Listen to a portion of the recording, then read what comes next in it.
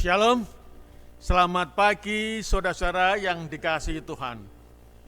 Kini tiba kembali, pada pagi ini kita akan mendengarkan renungan bagi kita untuk menjadi bekal kita dalam langkah-langkah kehidupan kita sepanjang hari ini. Untuk itu mari kita lebih dahulu berdoa. Bapa yang di surga, kembali kami datang ke hadirat Tuhan dengan rasa syukur terima kasih oleh karena penyertaan-Mu boleh menjadi bagian kami dari malam hari hingga pada pagi ini. Kiranya Roh Kudus-Mu boleh menuntun kami agar kami boleh mengerti akan pekabaran sabda-Mu pada pagi ini. Sehingga kita boleh menjadi bekal kami. Kita memperoleh bekal dalam menjalankan aktivitas kami sepanjang hari ini. Terima kasih Tuhan, dalam nama Yesus kami berdoa dan mengucap syukur. Amin. Saudara-saudara yang terkasih dalam Tuhan, judul pelajaran kita pada pagi hari ini adalah garis kematian. Sepertinya ada horornya gitu ya. Garis kematian. Beberapa hari yang lalu, saudara saya meninggal dunia dalam usia 42 tahun. Dia mengalami sakit yang beberapa lama dan akhirnya dia tidak bisa bertahan dalam sakitnya dan melepaskan hidupnya. Saudara-saudara yang kasih dalam Tuhan, dari peristiwa ini kita boleh melihat bahwa bukan hanya orang sakit saja orang mengalami kematian, namun juga bisa orang sehat pun bisa mengalami kematian.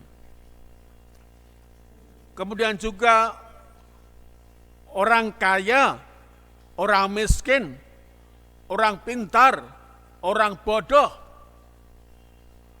tidak peduli siapapun juga, kesemuanya ini akan melewati garis kematian. Dan melalui kematian inilah mereka lepas dari kehidupan. Pertanyaannya adalah, bagaimana kita bisa membedakan orang-orang yang melewati garis kematian tersebut? Apa yang membedakan? Yang pertama, yaitu pengertian kita tentang kehidupan setelah kematian. Yang kedua, yaitu bahwa Tuhan Yesus Kristus akan datang kembali. Dua poin inilah yang membedakan umat-umat Tuhan dengan yang lainnya.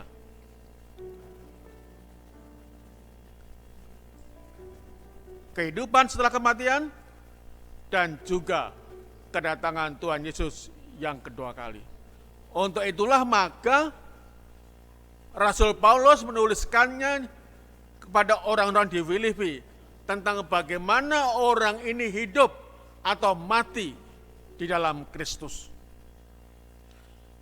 Dalam surat kepada orang-orang di Filipi, kita baca surat Paulus kepada jemaat di Filipi pasal yang pertama, ayatnya yang ke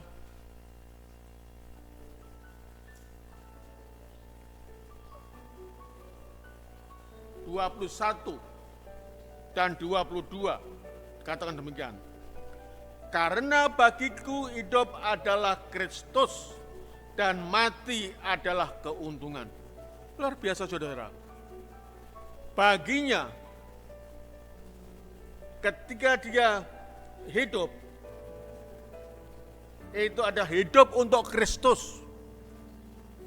Dan ketika dia mati, pun mati merupakan satu keuntungan karena imannya kepada Tuhan Yesus Kristus. Kematian merupakan keuntungan baginya karena dia percaya kepada Sang Penebus. Ayat 22 dikatakan demikian. Tetapi jika aku harus hidup di dunia ini, itu berarti bagiku bekerja memberi buah. Jadi masa mana yang harus kupilih, aku tidak tahu. Mati untuk Kristus adalah suatu keuntungan. Hidup untuk Kristus adalah hidup yang berbahagia. Dan hidup untuk Kristus adalah hidup untuk memberikan buah. Inilah yang membedakan antara umat-umat Tuhan yang percaya kepada penebusan Kristus dengan orang lain. Di dalam Matius pasal 6 ayat 33 dikatakan demikian. Ini ayat legendaris. Tetapi carilah dahulu kerajaan Allah dan kebenarannya, maka semuanya itu akan ditambahkan kepadamu.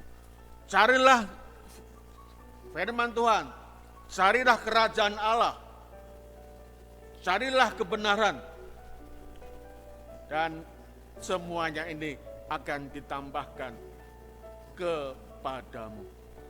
Saudara-saudara yang kasih dalam Tuhan, kita siapapun akan melewati garis kematian ini.